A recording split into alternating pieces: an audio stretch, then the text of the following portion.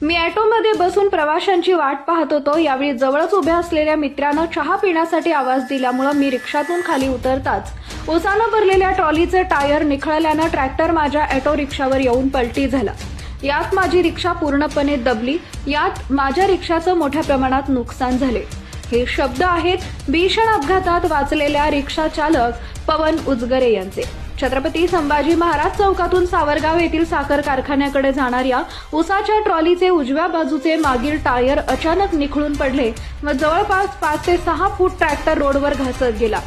जवळच उभ्या असलेल्या पवन याच्या रिक्षावर जाऊन ट्रॅक्टर धडकल्यानं रिक्षा पूर्णपणे दबली.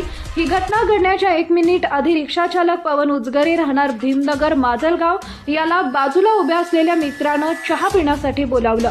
त्यामुळे रिक्षा उभी करून मित्राकडे जात असताना ही घटना घडली. यावेळी ट्रॅक्टरची ट्रॉली 5 ते 6 फूट घासत पुढे गेली.